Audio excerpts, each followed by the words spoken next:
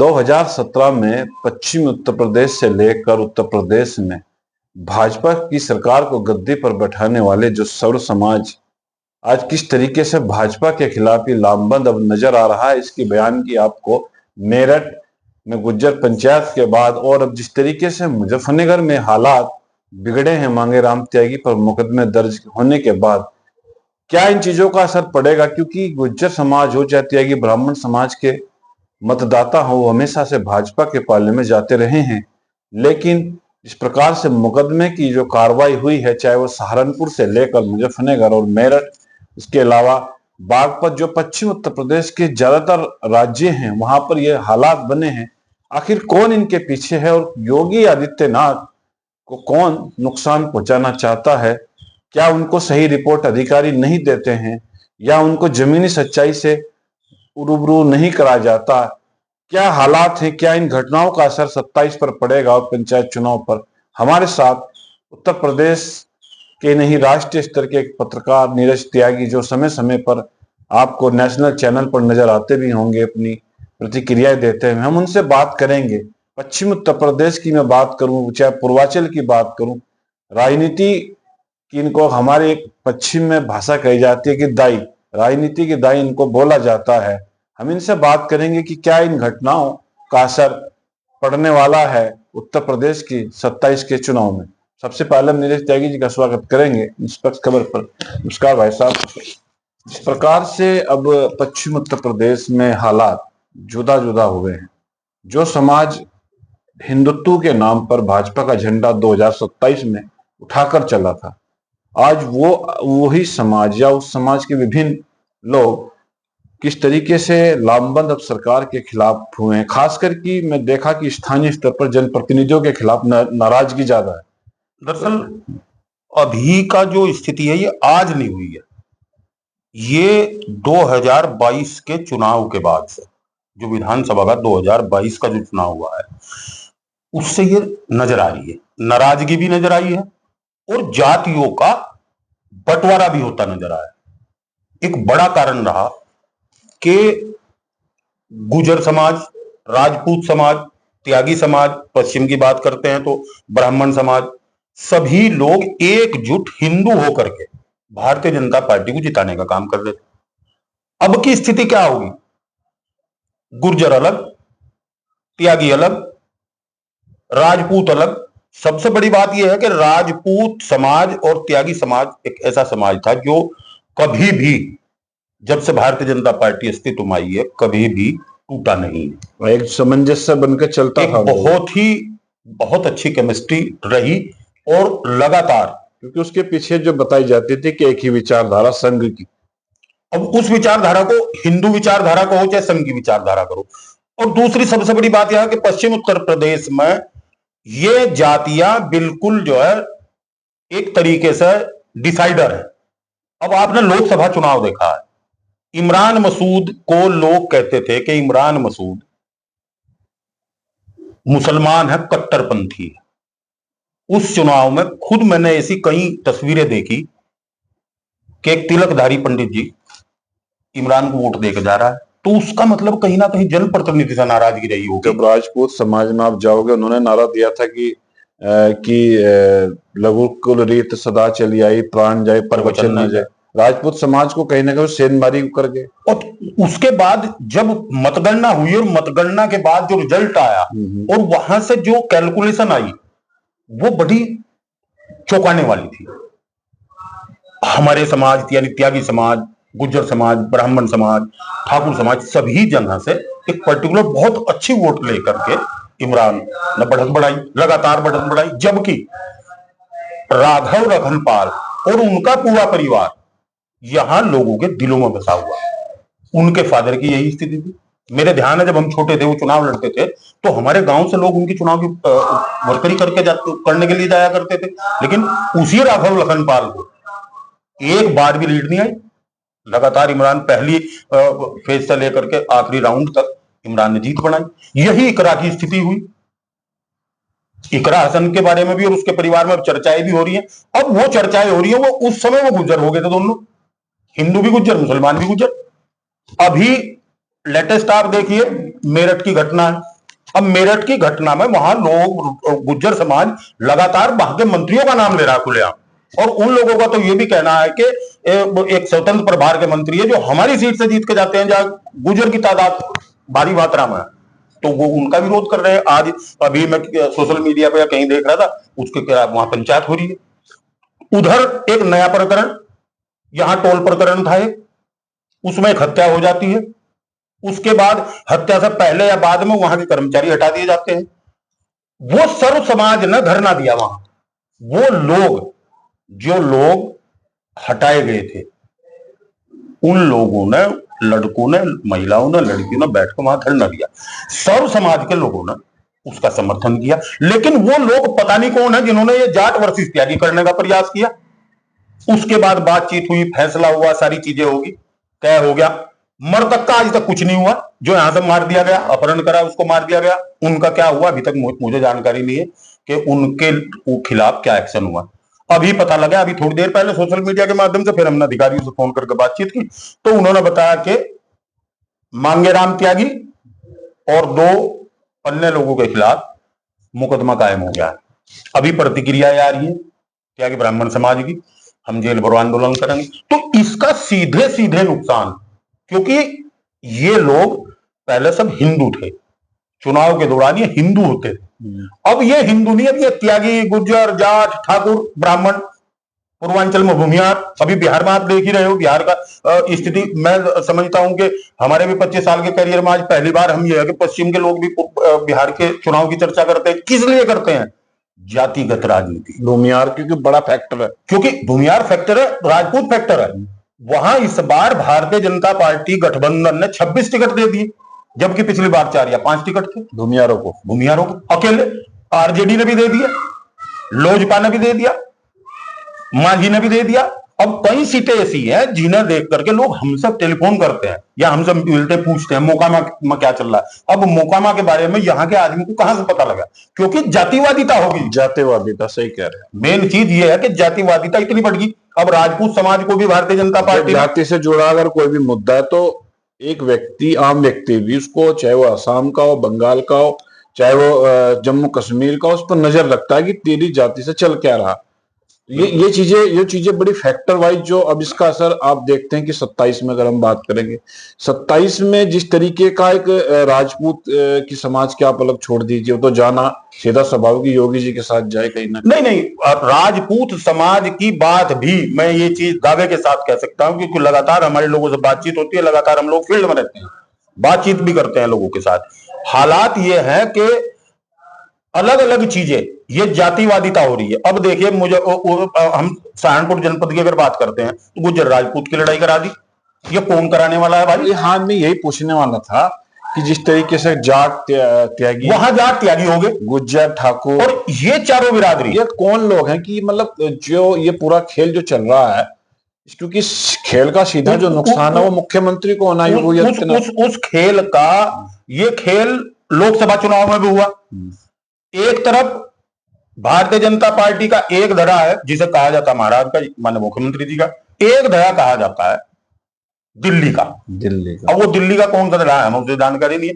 Party बटी हुई है, कोई भी मामला होता है। अब आप देखिए, त्यागी समाज, जाट समाज दोनों भारतीय जनता, क्योंकि लोकदल का बेस वोटर कहा जाता है जाट समाज को, वो एनडीए गठबंधन में है। त्यागी समाज भाजपा से जुड़ा हुआ है, उन दोनों को लड़ाया जा रहा।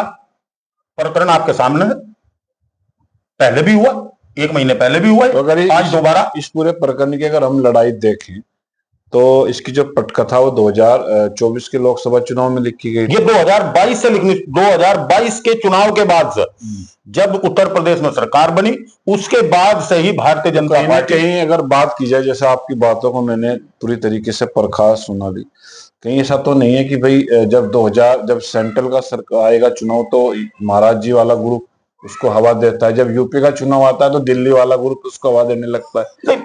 कारण क्या है ना, इतना बड़ा, कई चीजें हैं, बहुत चीजें देखी जाती हैं। जब देखते हैं कि कोई ट्वीट करता है तो किसी का फोटो गायब कर दिया जाता है, कोई चीज देखते तो वो उसका जिक्र नहीं करता है। गाजियाबाद का ही मैं बता रहा हूँ, परसों डिप्टी सीएम ब्रजेश पाठक, जो ब्राह्मण, बड़े नेता ब्राह्मणों के माने जाते हैं, उनका ट्वीट से गायब कर दिया गया उनका नाम। नहीं नहीं, वो एक ब्रजेश पाठक जी की मैं बात नहीं कर रहा हूं, लगातार ऐसा हो रहा है कि भारतीय जनता पार्टी स्पष्ट रूप से देखने को मिल रही है कि वो कहीं ना कहीं दो धड़ों में, एक धड़ा दिल्ली बताया जाता है, एक महाराष्ट्र बताया जाता है। मंत्रिमंडल की भी यही स्थिति है, मंत्रिमंडल में भी ये योगी जी का मंत्री है, बहरहाल है तो वो सब योगी जी के मंत्री, लेकिन कुछ लोग दिल्ली बताए जाते हैं, कुछ लोग लखनऊ के बताए जाते हैं। 8 साल से योगी जी की सरकार को यूपी में होगी, 8 साल से, जहां तक मेरा अपना आकलन है, अजय मीडिया के नाते मैं देख रहा हूं कि जो बीजेपी का चाहे वो मंत्री हो या कोई भी, ज्यादातर जो नेता मैंने देखे कि वो 8 साल से अपने ही कार्यकर्ताओं के खिलाफ एक लड़ाई मुहिम छेड़े हुए हैं। अपने साथ ही बीजेपी, खुद से बीजेपी टकरा रही है।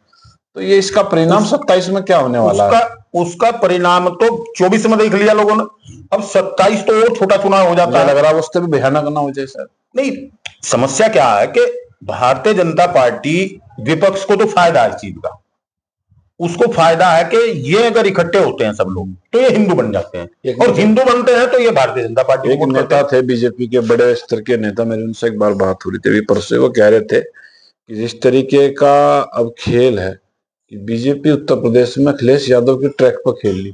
पहले अखिलेश बीजेपी के ट्रैक पर खेलता था हिंदूवादी, कि अब जो अखिलेश माइंड में सोचता है कि वो ये चीजें हो, तो बीजेपी खुद अखिलेश को मौका दे रही है, अखिलेश यादव जी को।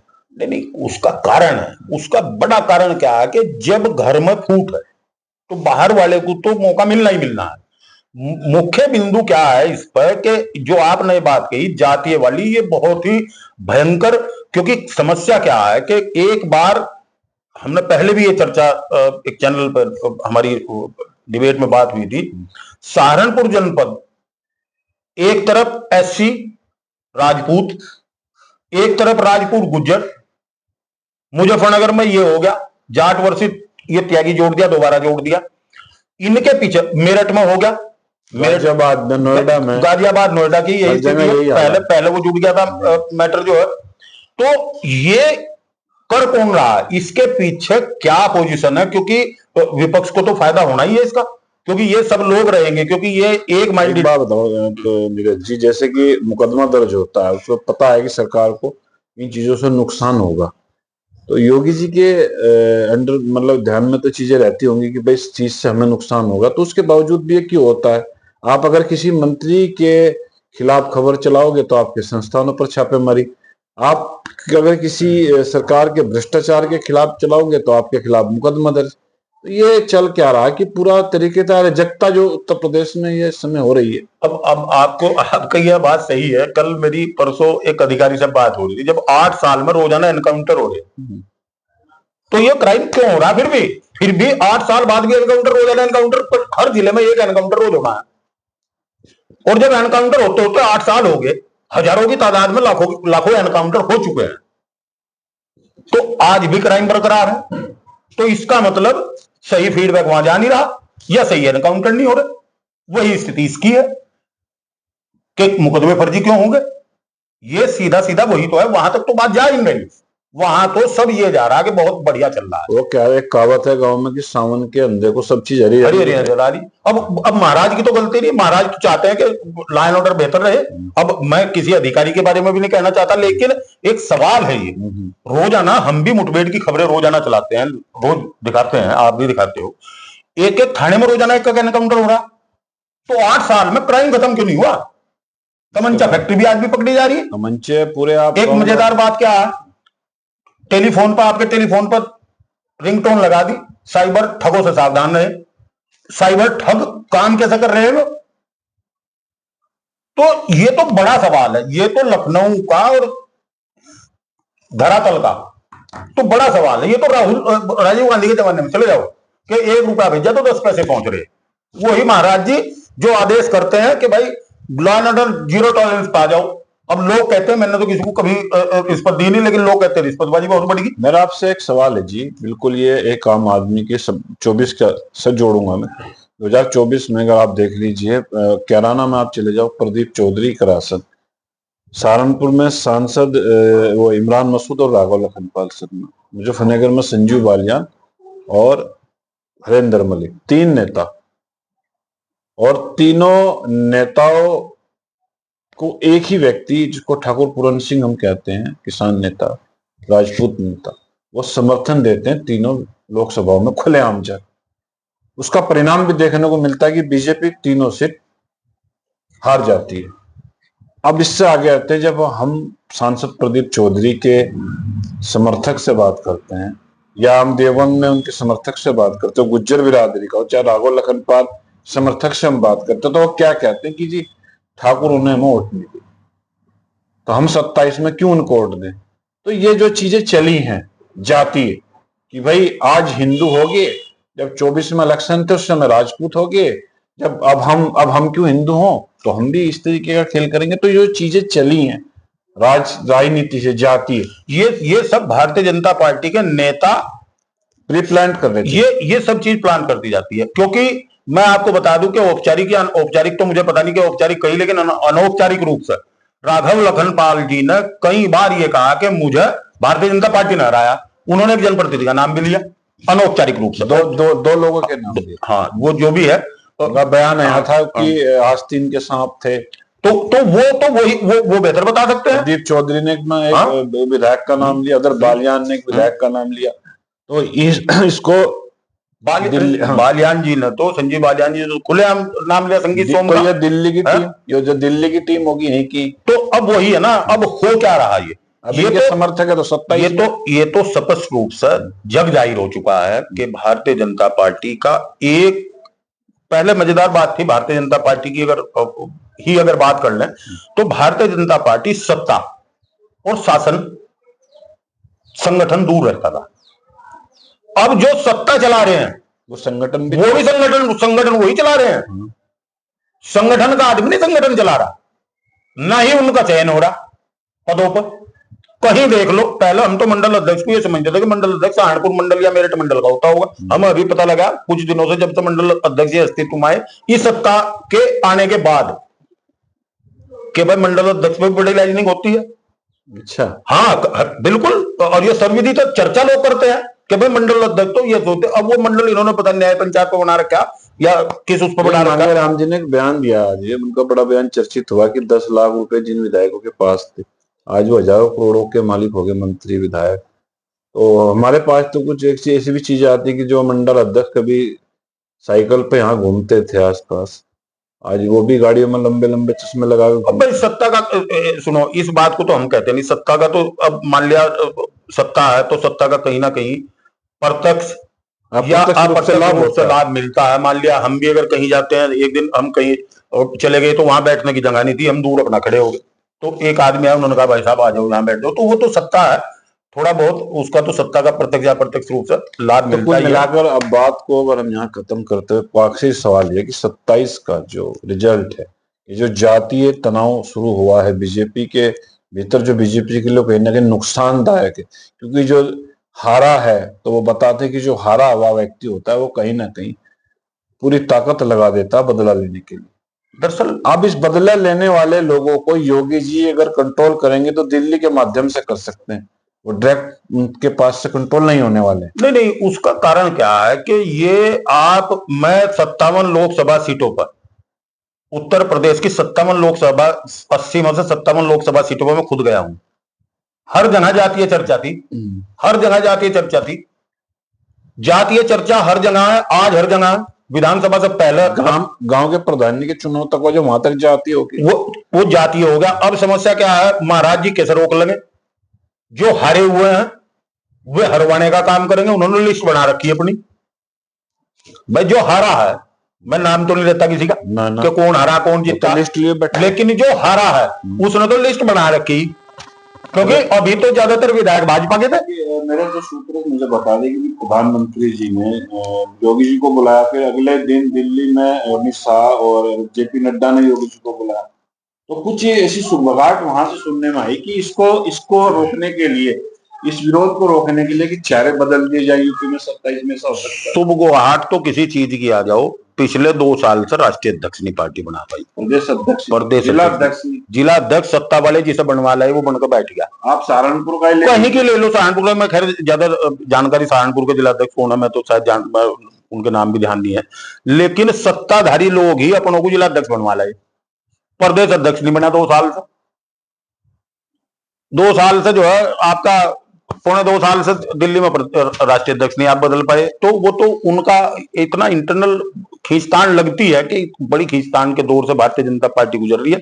और निश्चित रूप से मैं इस बात को मुझे कहने में संकोच नहीं है कि भारतीय जनता पार्टी के लोकसभा प्रत्याशी जो चुनाव हारे हैं वे उन लोगों को चुनाव जरूर हरवाएंगे, क्योंकि सबने एक लिस्ट बना रखी है।